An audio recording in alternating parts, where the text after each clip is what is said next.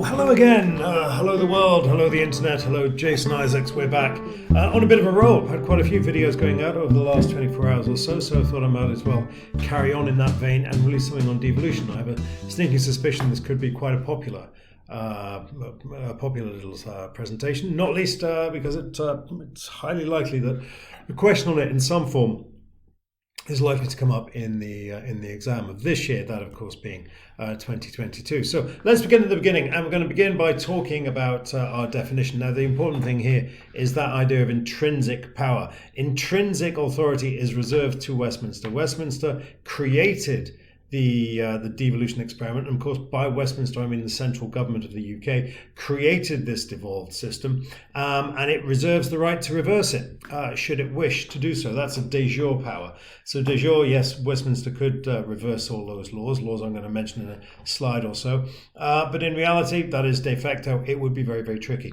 But critically, this is a main difference between a federal system and a devolved system, is that location of intrinsic authority. Intrinsic authority in the reserved system attends to the central government. In a devolved system, is reserved to the central government, whereas in a federal system, it's likely to be shared in some way, shape, or form between the states and the federal government.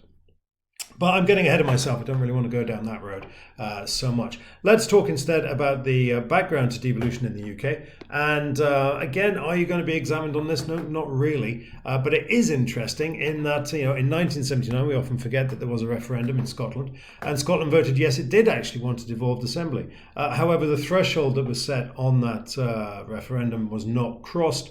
And so effectively, there wasn't sufficient support for a Scottish Parliament in '79, even though the majority of those who actually turned out voted in favour of it. That was changed in '97, and we can see the referendum there in Scotland, Wales, and indeed in Northern Ireland. Everyone forgets about this one, and it's very, very important. This referendum in 2004 is very unusual, or at least it was unusual, in that it was one of the very few referendums where the government got a result that it wasn't necessarily expecting. Now, of course, 2016 we saw that again. But in 2004, Blair fully expected the North East to say, yes, we do want a regional assembly, but they said no. And that's one of the reasons why we don't have regional assemblies in England. The referendum came back the other way.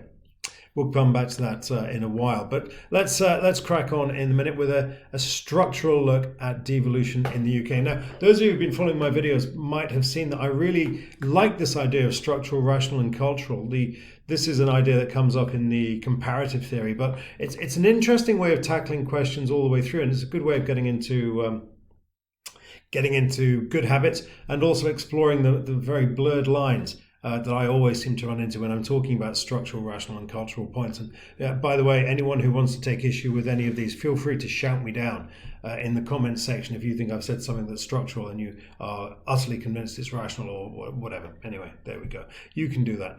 Anyway, this is the legal framework that establishes devolution in the UK. We see various things being created. We see other things not being created. And I don't think you can stress this hard enough. I'm going to do that with my pen now. But this bit here, I think, is very, very important. We see certain structures not created by this system that leaves us with problems that we run into later. But anyway, legal framework, regional assemblies, and then we have the GLA with a mayor, and then other various mayors, including Manchester and the West Midlands. So that's the legal framework. We need to bring that up to date, of course, because we then have some further legislative developments with these powers. Again, do you need to know what these are? Well, it won't hurt. But the most important thing is that throughout all of this, we see gradual change being implemented. We see Westminster gradually releasing power out to the regions because there's a demand for it. But also don't forget that it's an asymmetrical system. Scotland still retains more devolution than the other regions.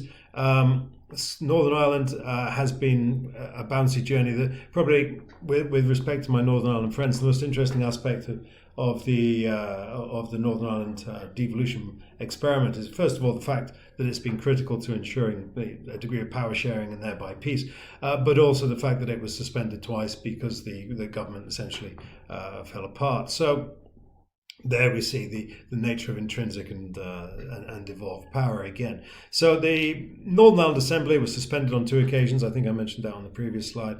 If I didn't, you can always go and look it up because it's pretty straightforward. I mentioned it later then. Okay, so we need to talk about mayors. We don't need to talk about mayors, to be brutally honest, because it's not massively interesting. But we do need to talk about evil, and we will get to that on a couple of slides. Now, so that was the structural aspect of devolution. Sorry, the hands are excited. That was the structural thing. How does it actually work? Well, and I do apologise. I'm just going to have to restrain the hounds. Sorry about that. Hounds silenced. Right. So again, I apologise. I've got far too much material on this slide. But you can always pause it and look at it, and hopefully you'll be able to work it out. So rational, how does this actually work in practice? Well, as you know, I mentioned this earlier, there's asymmetrical powers. Scotland has all of these powers, Wales has these powers, Northern Ireland has these powers, and England, of course, well, has no powers because we don't have an English assembly. Now, I'm not saying that because I'm madly keen on the idea of an English assembly. I'm saying that because it's a critical point in terms of analysing some of the problems and some of the incongruities that we run into when we look at devolution. And I'm not saying that an English assembly is a solution to all of the problems. Quite the opposite. In fact, it could be a massive problem. But when we're looking at the asymmetrical development, when we're looking at the way in which the system is strange, that's definitely a point to make out. We don't have that English assembly. Instead, we flirted with this idea of English votes for English laws in the Westminster Parliament. I say flirted because it started and then it stopped. But anyway, I'm getting ahead of myself again. We've got the mayoral structures who have some influence. Again, I'm not massively interested, just in fact the fact that it's out there. They've got some mayors with a degree of autonomy. But critically, these significant powers being reserved to Westminster. This is all Westminster's responsibility. And again, the capacity for Westminster to develop rule. And this one's really interesting. And I didn't know about it until I started looking into it. And the way in which rights are protected in the regions is very, very different from the way in which rights are protected in England, in that in the Devolution Acts, the ECHR is essentially folded into regional legislation. So the ECHR is binding in the regions in a way that isn't the case in the UK. And this is a fascinating legal conundrum that those of you who are interested in can go and explore at university. And if somebody is out there and knows that what I've said is not factually accurate, then again, please feel free to bring it up in the comments. But the ECHR was folded into, as far as I can see, the ECHR was folded into the Devolution Acts, and so the ECHR is binding and actionable in the regions in a way that it isn't in the UK. Fascinating idea. So technically, the human rights are devolved, but in practice, the regions are bound to the ECHR, which effectively binds them the same way that the UK is bound. The wider UK, England, is bound by the Human Rights Act. Complicated and probably a little bit off the curriculum, but if you're interested in that, then you probably love law.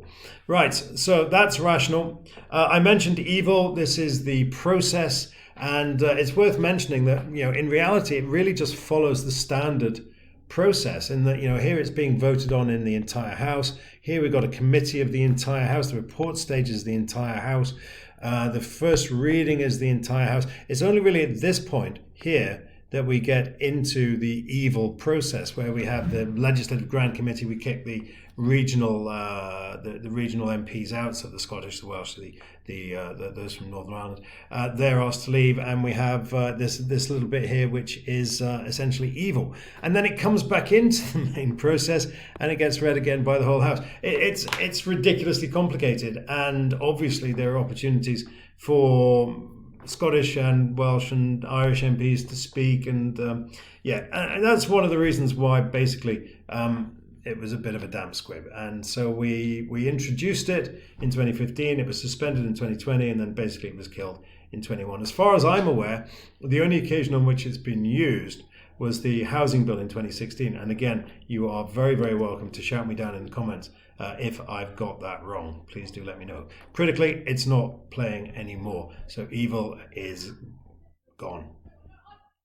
So that's the rational and the structural side. Let's have a look at the cultural side. So what can you say about the cultural impact of devolution? Well, we've had these experiments. Well, you can read that. And I think it's all fairly straightforward.